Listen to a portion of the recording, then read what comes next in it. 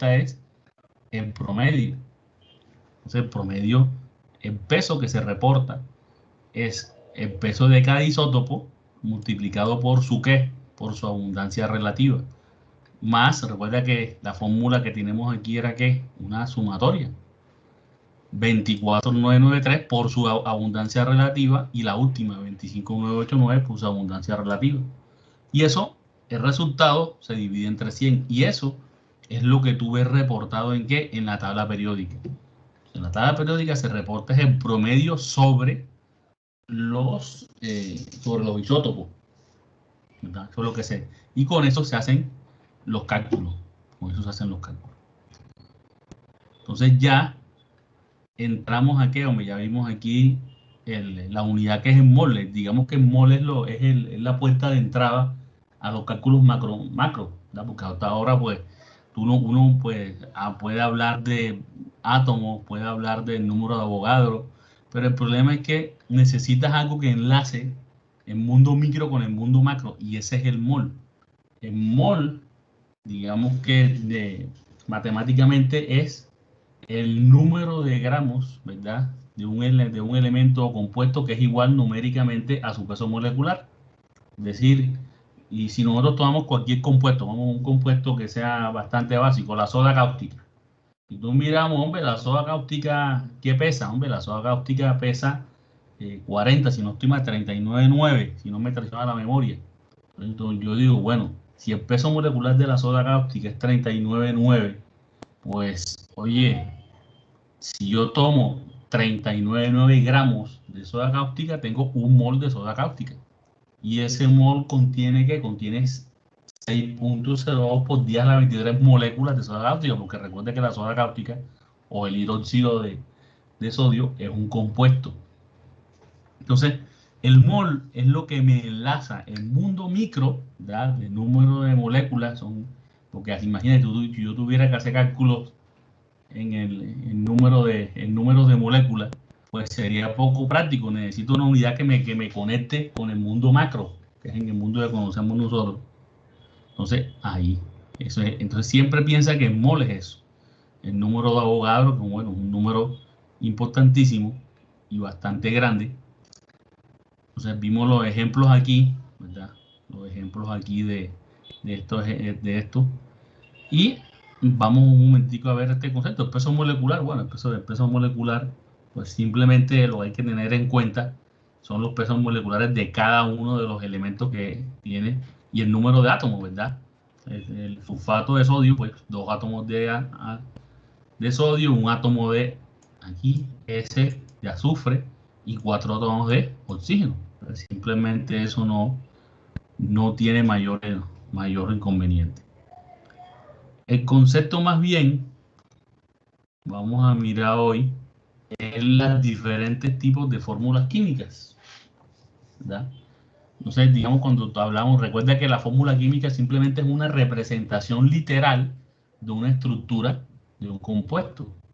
Es una representación, porque al fin y al cabo tú lo escribes, una representación literal de una molécula que tú utilizas para poder hacer cálculo. Entonces te da cierto tipo de información, te da, dependiendo, aquí lo que vamos a es depende del tipo de fórmula, vas a tener cierto tipo de información. Entonces, hay diferentes tipos de fórmulas. Por ejemplo, la fórmula empírica, la fórmula molecular y la fórmula estructural o la fórmula electrónica. Entonces, vamos a ver cuáles son las características de cada uno de ese tipo de fórmulas y para qué me sirven. Entonces, por ejemplo, la fórmula empírica. Entonces, recuerda que la palabra empírico significa, o sea, cuando algo es empírico es basado en la práctica. Cuando tú digas la palabra empírico, quiere decir práctica. Entonces, la fórmula empírica o mínima es la más incompleta, solo informa sobre la relación, ¿sí? La relación de de los átomos dentro de la molécula. Es decir, la fórmula empírica o la fórmula mínima no te dice cuántos átomos hay realmente dentro de la molécula, te da la relación. Es decir, te dice, hombre, por cada átomo de A hay 2 átomos de B y 3 átomos de C, pero no te dice cuántos hay, te da la relación, ¿verdad? Entonces, por ejemplo, si tú dices, por ejemplo, aquí, esta si tengo una molécula cualquiera cuya fórmula mínima o empírica es CH2O, eso lo que me está diciendo es que la relación entre el carbono, el hidrógeno y el oxígeno es 1, 2, 1. No es que la molécula tenga 4 átomos, ¿verdad? Un átomo de carbono, un átomo, 2 hidrógenos y 1 de oxígeno. No. Que recuerda que la fórmula empírica o la fórmula mínima no te dice el número de átomos real, te dice la relación. Es decir, esta molécula puede tener, por ejemplo, 2, 4 y 2, es decir, por decirte un número, ¿verdad? O puede tener 3, 6 o 3. O puede tener 5, 10 y 5. O sea, el número real no te lo dice. Lo que te da es la relación de los átomos dentro de la molécula. ¿Ok? Entonces, esa es la información que te da la fórmula empírica o mínima, es la relación que existe dentro de los átomos de la molécula. No te dice el número real. No te dice el número real de átomos que hay. Entonces, por ejemplo, pasemos ahora a la fórmula molecular. Entonces, la fórmula molecular sí te dice el número de átomos, ¿verdad? Que tiene realmente una molécula, ¿verdad? El número real, por ejemplo, si tú miras la molécula esta, C6H2H6, esa es la molécula de la glucosa. Entonces, la fórmula molecular, porque esta sí, la glucosa tiene 6 átomos de carbono, 12 de hidrógeno y 6 de oxígeno. Este es el, digamos, el número real, pero su fórmula empírica es CH2O. Porque si tú miras, siempre la fórmula molecular será un múltiplo de la fórmula mínima. Entonces, si tú multiplicas por 6, si tú multiplicas por 6 aquí, C6H12O6, se te queda aquí. Entonces, siempre hay que diferenciar. La fórmula empírica te dice la relación existente, mientras que la fórmula molecular sí te dice cuántos átomos real tiene la molécula. A veces, ojo, la fórmula molecular y la empírica coinciden. ¿Sí? Como son moléculas muy pequeñas, pues puede que esas dos fórmulas coincidan, pero eso no es siempre. ¿Ok? No es siempre. Otro tipo de fórmula es la fórmula estructural. Es decir, la fórmula estructural, espérate aquí, ¿quién tenemos aquí? No, levantó la mano por ahí. Entonces, la fórmula estructural, ¿verdad? Digamos que te da un poquito más de información. Mientras que la empírica te da las relaciones existentes dentro de la molécula, la molecular te da el número de átomos reales que hay dentro de la molécula. La fórmula estructural te da información sobre, como su nombre lo indica, la estructura, es decir, cómo están divididos o cómo están puestos en el espacio, cómo se distribuyen en el espacio los átomos. Entonces ya aquí, cuando tú dices la fórmula estructural, pues obviamente si tú quieres saber cómo están distribuidos los átomos en el espacio, pues tienes que saber qué, pues el número real, ¿verdad? El número real de átomos y cómo están distribuidos. Por ejemplo, imagínate un ejemplo, en metano. Metano es el gas natural, es el componente principal del gas natural. Entonces, siempre tú tienes que ver, hombre, el metano, ¿verdad? Está compuesto por ¿qué?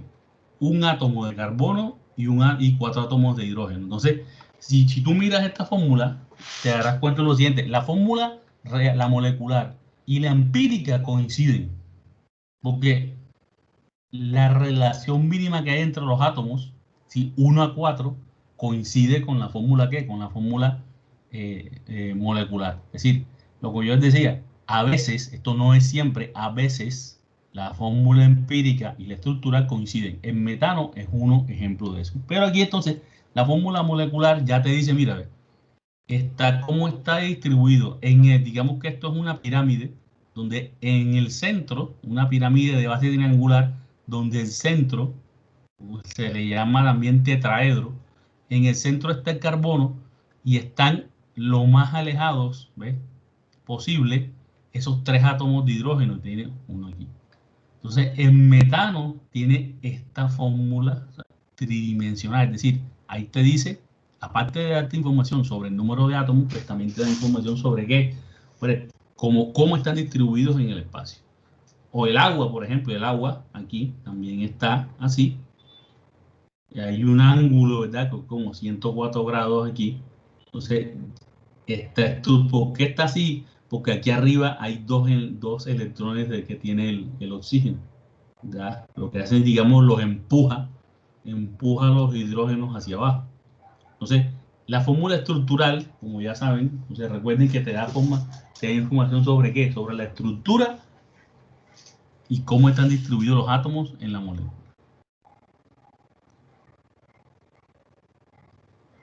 Y tenemos aquí, por último, la fórmula electrónica. Si recuerden ustedes, la fórmula electrónica lo que te dice, te da información sobre cómo están los electrones en los enlaces de la molécula. Es decir, hombre, te dice hay información sobre, por ejemplo, cómo están los electrones, qué tipo de enlace. Por ejemplo, aquí tenemos que el amoníaco, el amoníaco NH3, ¿verdad?, un commodity de carácter industrial. Entonces tenemos que un átomo de nitrógeno y 3 de hidrógeno. Entonces cada uno de esos está compartiendo ¿qué? Un enlace, porque recuerda que para que haya un enlace tiene que tener el hidrógeno, pone un electrón y el nitrógeno pone otro. Entonces aquí te da información sobre qué, hombre, sobre cómo están esos los enlaces de esa molécula. Entonces la fórmula electrónica contiene información sobre todas las anteriores. Además muestra cómo están distribuidos los electrones o enlaces de toda la molécula. Entonces, dependiendo del tipo de qué, hombre, del tipo de enlace, tú vas a tener diferentes tipos de información. Entonces, son los diferentes tipos de qué, hombre, de fórmulas que hay aquí. ¿Alguna pregunta, alguna inquietud hasta ahora de lo que se ha dicho?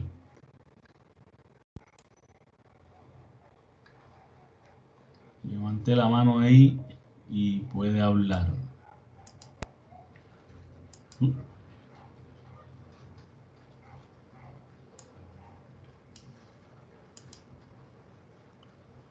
Bueno, pues.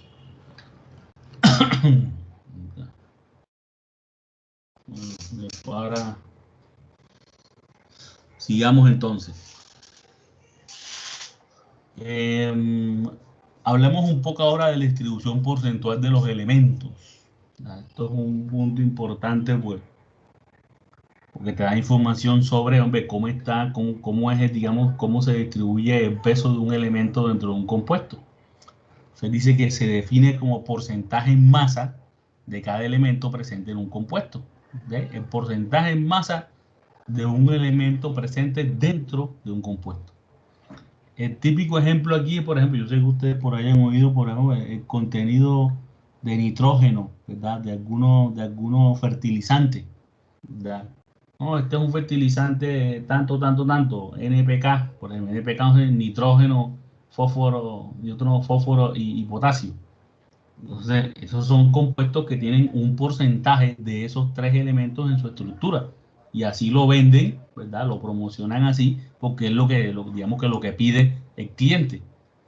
Entonces, como les decía, se define como el porcentaje en masa de cada elemento presente en un compuesto. Entonces, siempre vamos a ver que, hombre, eso, vamos a utilizar una fórmula que es muy sencilla. Por ejemplo, el porcentaje de un elemento dentro de un compuesto, el porcentaje de un elemento cualquiera es el número de masa molar del elemento, ¿verdad? El número de masa molar del compuesto, y N, ¿verdad? N es el número de átomos dentro de la molécula. Entonces tú dices, bueno, si yo quiero saber el porcentaje, ¿verdad?, de átomos o el porcentaje en peso de un elemento dentro de un compuesto, lo que tengo que hacer es, bueno, ¿cuántos átomos hay, ¿verdad? ¿Cuántos átomos hay dentro de esa molécula, de ese compuesto?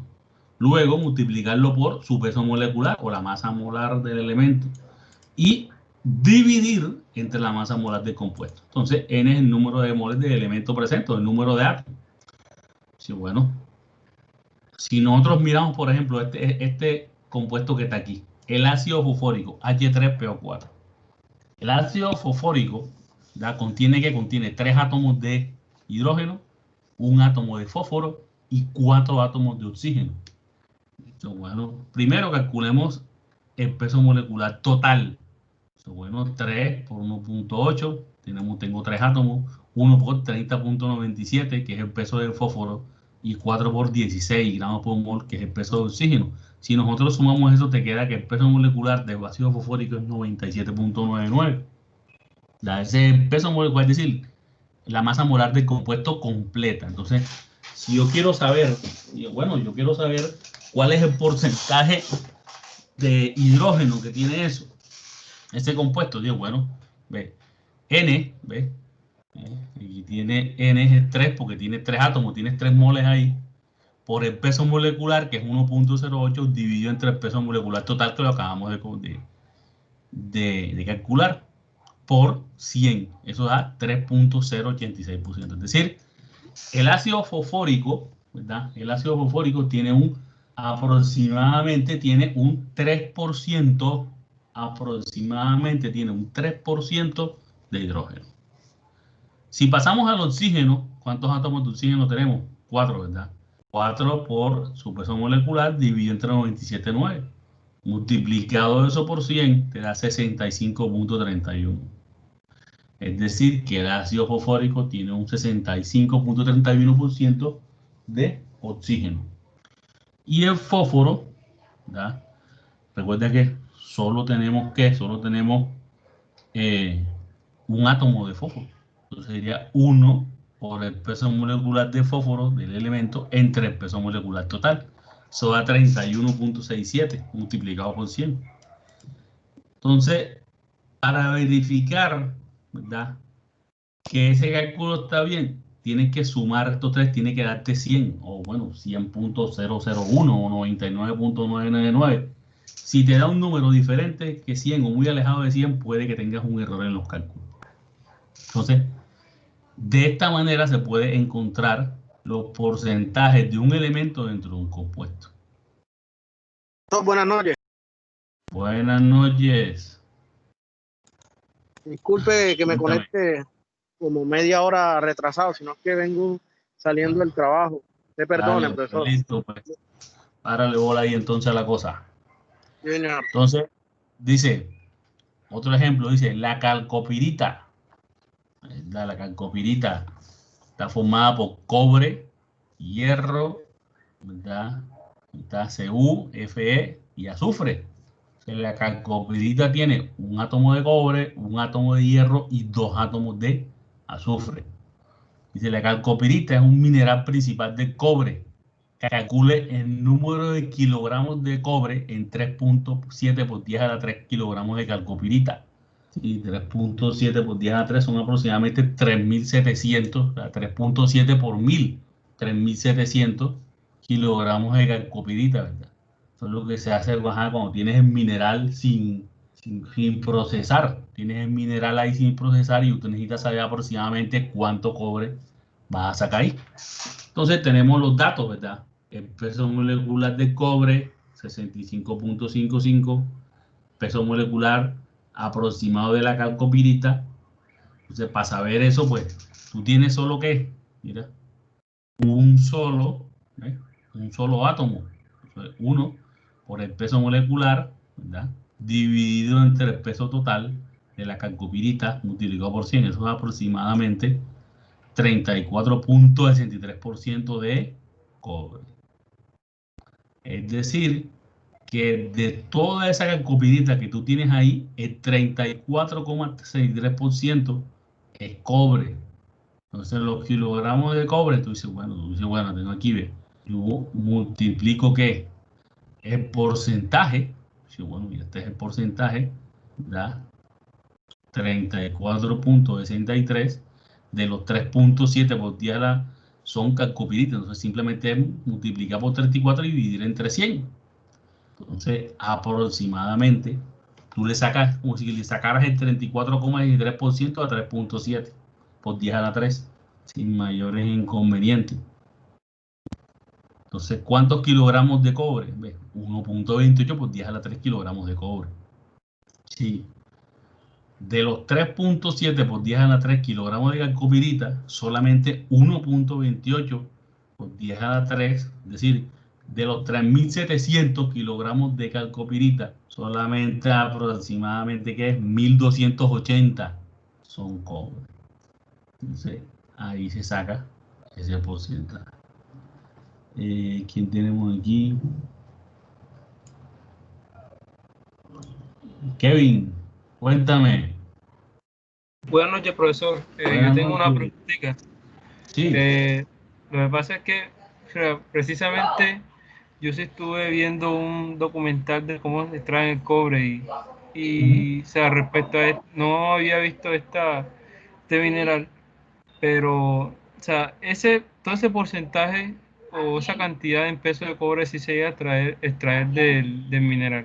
No. Obviamente que dependiendo del proceso, ningún mineral, ningún proceso depende de la eficiencia del proceso. Imagínate, si eso es lo ideal, pero de pronto el proceso tiene una eficiencia de ¿qué? 70, 80%. Entonces, a los kilogramos de cobre ideales, tienes que sacarle el porcentaje de rendimiento del proceso.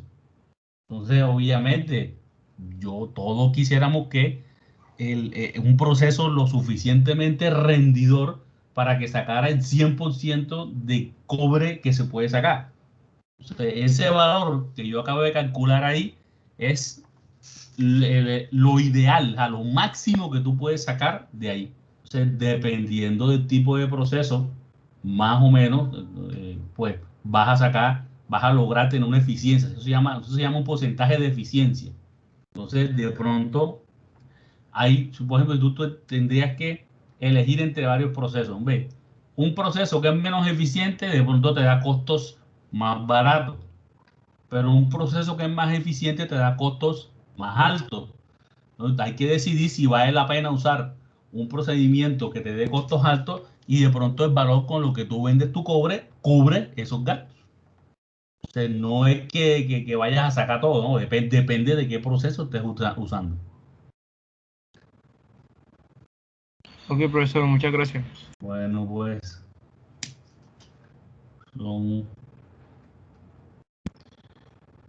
por ejemplo, aquí, este ejemplo que está acá.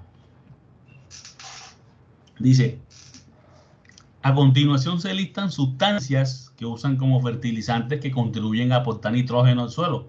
Lo que les decía ahora, lo de los fertilizantes. Entonces, ¿cuál de ellas representaría la mejor fuente de nitrógeno basándose en la composición porcentual en masa? Es decir, recuerden ustedes que hay muchos productos en el mercado que se venden como fertilizantes, que se venden, hombre, ¿por qué? Porque le aportan al suelo una cantidad de nitrógeno. Es decir, hombre, son productos que tienen en su estructura una cantidad determinada de ¿qué? De nitrógeno. Entonces, ¿qué productos tenemos ahí? Hombre, tenemos la urea, ¿tá? El nitrato de amonio, la guanidina y el amoníaco. Entonces, todos estos compuestos tienen nitrógeno en su estructura. Pero ojo, no todos tienen el mismo porcentaje de nitrógeno. No todos aportan el mismo porcentaje de nitrógeno. Entonces, eso es lo que se quiere determinar aquí. Oye, ¿cuál de esos compuestos cuál de esos compuestos tiene más nitrógeno en su estructura? Entonces, hay que calcular, ¿verdad? Para cada uno, oye, ¿cuál es el porcentaje de nitrógeno en cada uno de esos compuestos?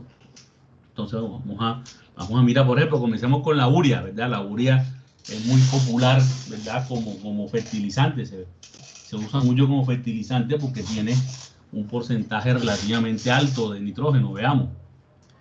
Recuerda que átomos de nitrógeno Aquí parece que hubiera solo uno, ¿verdad? Pero esto está aquí multiplicado por 2, o sea que tiene 2 átomos.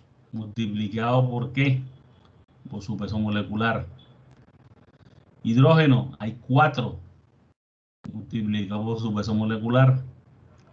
Carbono, uno solo, multiplicado por su peso molecular.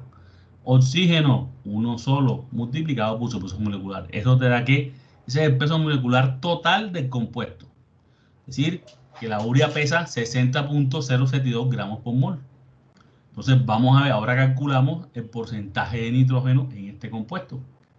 Entonces, ¿cuál es el porcentaje de nitrógeno? 28.08. ¿Por qué este 28 de dónde sale? Pues mira, de los 2 átomos de nitrógeno que hay aquí. De aquí. 28,02 multiplicado por qué? Por el peso molecular total, que es 60.007 por 100, 46.46%. Ese es el porcentaje de nitrógeno que tiene ese compuesto. Pasemos al siguiente. Los cálculos son análogos, es decir, siguen la misma línea. Mira, el nitrato de amonio, ¿ves? Tenemos que 2 átomos de nitrógeno. 2 por 14, 28. Entonces primero sacamos ¿qué? El peso molecular total. Una vez tenemos el peso molecular total, vemos cuántos átomos de nitrógeno hay. 2 por 14.01, 28,02. Dividido entre el peso molecular y multiplicado por 100, 34.98. Y de ahí. Siguiente, la guanadina. Haciendo los cálculos igual, ¿ves? Tú tienes aquí cuántos átomos de nitrógeno. Tienes 3, porque aquí tienes 2 y tienes otro acá. Sería 3 por 14,1, 42.03. ¿Dividido entre qué? Entre el peso molecular da 71,08. Y por último, el amoníaco. ¿Ves? ¿Cuántos átomos de hidrógeno? 3. ¿Cuántos átomos de nitrógeno? Uno solo. Sería 14,01 entre el peso molecular, que es 17,034. Eso da 82.24%. Es decir, de los cálculos anteriores concluimos que el compuesto que aporta más nitrógeno al suelo es el amoníaco, con 82,24.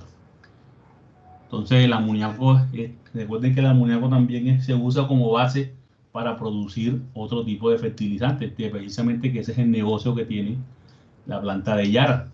Uno de sus productos principales son diferentes tipos de fertilizantes. Entonces, ahí de esto, alguna inquietud que tengan. Bueno, no son los cálculos, no son nada del otro mundo, solo es tener claro pues los pesos moleculares. Bueno, pues los pesos moleculares pues están dados, es saber el concepto, aplicar la fórmula, ¿ves? Está por acá arriba, aquí está. Saber aplicar más o menos esta fórmula para sacar ese porcentaje. Ese porcentaje. Bien.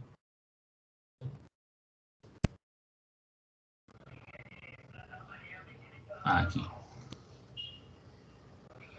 Digamos que aquí luego vamos a hablar un poco más de qué, de las fórmulas empíricas. O sea, digamos que esas fórmulas empíricas también se les llama fórmulas experimentales. ¿Por qué? Bueno, porque digamos que es la primera aproximación que haces tú cuando estás determinando la estructura de un compuesto. Entonces dice, la fórmula empírica de un compuesto se puede determinar por análisis químico y la relación más simple del número total de átomos que constituye el compuesto. Entonces los datos pueden aparecer de diferentes formas, puede ser de porcentaje de cada uno. Entonces hay metodologías para qué, pues para determinar esa fórmula empírica. Entonces vamos a mirar, por ejemplo, dice que se encuentra un compuesto que tiene 52.9% de aluminio y 47.1% de oxígeno. ¿Cuál es su fórmula empírica? Es decir, lo que tiene esto ahí es información que viene de qué, de unos análisis químicos. Entonces tiene una muestra, se le hizo un análisis químico y se determinó, ¿verdad?, que esa muestra tenía 52.9% de aluminio, ¿verdad? Y 47.1% de oxígeno. Entonces vamos a determinar cuál es su fórmula, ¿qué? Su fórmula empírica. Entonces dice, dice, oye, como se tiene una muestra de compuesto o una muestra de problema, esta es la representación de todo. Es decir, hombre, dentro de esa muestra, pues, se van a conservar las relaciones que hay dentro del compuesto, sea este cual sea, ¿verdad? Entonces dice, hombre, si yo tengo una muestra, no importa la cantidad que yo tenga, esa relación se va a mantener. Si yo tengo 1 gramo, si tengo 100, si tengo 2, si tengo 3, la relación o los porcentajes se van a mantener. Entonces, aquí vamos a introducir un concepto que se llama base de cálculo. Es decir, pues yo voy a empezar a hacer mis cálculos como si yo tuviera 100 gramos de muestra. Los 100 gramos de muestra, obviamente, conservan la misma relación, ¿verdad?, que me dio ahí. Entonces yo digo, bueno, mi base de cálculo van a ser 100 gramos. Entonces, tomando una base de cálculo de 100 gramos del compuesto, yo tendría, en teoría, 52,9 gramos de aluminio y 47.1 gramos de oxígeno. Como yo cogí 100 gramos, tú puedes coger el número que tú quieras. Puedes coger 1 gramo, 2, 3, 4, 5, 38.7. Puedes tomar la cantidad de base de cálculo que tú quieras, porque los porcentajes van a ser los mismos. ¿Por qué cojo yo ahí? Usted puede coger 100, profesor, por simplicidad de cálculo, ¿verdad? Porque si yo cojo una base de 100, automáticamente, ¿verdad?, me dan que los gramos y no tengo que hacer mucho cálculo. ¿Verdad? Por eso es que yo cojo 100 gramos de base de cálculo, por simplicidad. Entonces, primero, como tú tienes los porcentajes, ese es el primer paso, que es la información que tú tienes. Segundo, elegir una base de cálculo. Tercero, dividir los gramos que tiene tu base de cálculo de un compuesto entre el peso molecular del compuesto. Es decir, si tu base de cálculo o tu porcentaje dentro de la base de cálculo es, por ejemplo, 52.9 gramos de aluminio, tú lo divides entre el peso molecular de aluminio y eso te da un valor 1.96, es decir, el número de moles de aluminio que hay dentro del compuesto. Haces lo mismo con el otro. Los gramos de compuesto que tienes dentro de la base de cálculo dividido entre ¿qué? Entre el peso molecular, eso da 2.94. Entonces, el siguiente paso, ¿ves? Dice, para calcular la relación de números enteros relativos, dividimos entre el número más pequeño, es decir, 1.96 entre sí mismo y 2.94 entre el número 1.96. Entonces, ¿qué te da aquí? Esto te da unos números que son lo más parecido, ¿verdad?, a la fórmula ¿qué? A la fórmula empírica. Entonces tú dices, entonces por cada átomo de aluminio hay 1.5 átomos de oxígeno, pero como no puede haber 1.5 átomos de oxígeno, multiplicas todo por 2, lo que te queda, por cada 2 átomos de aluminio, ¿ves?, tienes 3 átomos de oxígeno. Es decir, tú aproximas al valor que cierre más cercano, ¿no? Tú no vas a hacer 0,5 y 0,75, no, porque no puedes tener 0,75 átomos de oxígeno, tienes que ir encima al valor entero superior. Entonces tú multiplicas todo por 2, te queda por cada 2 átomos de aluminio, te quedan 3 átomos de oxígeno. Entonces, y esta es la fórmula empírica, es decir, digamos que eso que está aquí, este compuesto que tiene aluminio y oxígeno, tiene una relación de por cada 2 átomos de aluminio tiene 3 de oxígeno. Ojo, esta no es la fórmula molecular, esto es la fórmula empírica. Puede que coincida, pero no es garantía. La única información que es garantía es que la fórmula empírica es Al2 o 3. La fórmula molecular pues, puede utilizarse otro tipo ¿cómo es que? De técnica. Pero lo que tú sacas con este procedimiento es la fórmula empírica. ¿Ok? ¿Una duda ahí del procedimiento? No es mayor inconveniente. O sea, tú te dan los porcentajes tú eliges una base de cálculo que puede ser cualquier número. Yo elegí 100, se elige 100 por simplicidad, porque numéricamente pues pasas a los gramos directamente, divides entre el peso molecular y después de ese valor que te da en más peso divides entre el más pequeño, en este caso es 1,96. Y ahí sacas ¿qué? Las relaciones mínimas. Pero como no puedes tener 1,5 átomos, multiplica por 2 todo. Entonces, por cada 2 átomos de aluminio tienes 3. Esa es la fórmula empírica. Más allá es especular. Más allá de eso es especular. Profe, disculpe, tengo una pregunta. Sí. O sea, este valor que está aquí es el peso molecular de de cada elemento, aluminio y oxígeno. Sí, 256.98. No, es que, ¿cómo es que es? 26, perdón. Hay un punto ahí que se fue. El peso molecular del aluminio. Mira, aluminio. Peso molecular. Voy a confirmarlo aquí.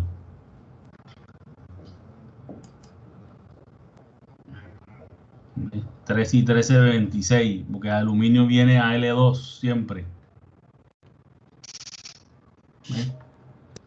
Es 26 porque el aluminio viene como Al2.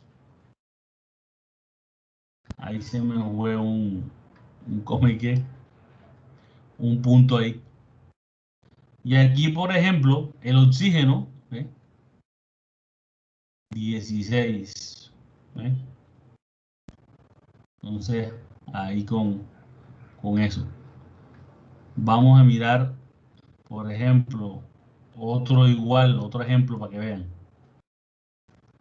Por ejemplo, dice que un compuesto tiene 63.53% de hierro y 36.47% de azufre. Deducir su fórmula empírica. ¿Ve? Entonces, ve los pesos moleculares, ¿ve? De hierro y de azufre. Entonces, siguiente paso es que tomar la base de cálculo. Comen 100 gramos. ¿Por qué? Por simplicidad. Te queda que tiene 63.53 gramos de hierro y 36.47 gramos de azufre. Ahora colocamos el número de moles de cada uno de estos elementos que componen la molécula. Entonces, ¿ves? Divides, ¿qué? Aquí divide, ¿ves? Entre el peso molecular, el hierro, porque el hierro viene así, hierro solo, y el ¿qué? El azufre. ¿Ves? Divides entre las formas moleculares aquí. Entonces la fórmula sería, tú tienes 1.4 y 1.14 y 1.14, ¿ves? Dan lo mismo. ¿Ves? Dan lo mismo. Y tú divides eso, ¿ves? Si ahora dividimos las moles, que son los mismos subíndices, o sea, que te queda que la relación es 1, porque tú divides todo entre 1.14. Se te queda que la fórmula empírica, ¿cuál es? FS. Como los dos son iguales, pues divides entre 3. Entonces, esa es la fórmula empírica, es decir, la fórmula mínima de ese compuesto que tiene 63.53% de hierro y 36.47% de azufre. ¿Ok? Bueno, este es igual ahí, igualito. Dejo para que lo miren ustedes. Bueno, entonces, aviso para mover. Nosotros tenemos clase, bueno, tenemos clase el viernes. Entonces, miren.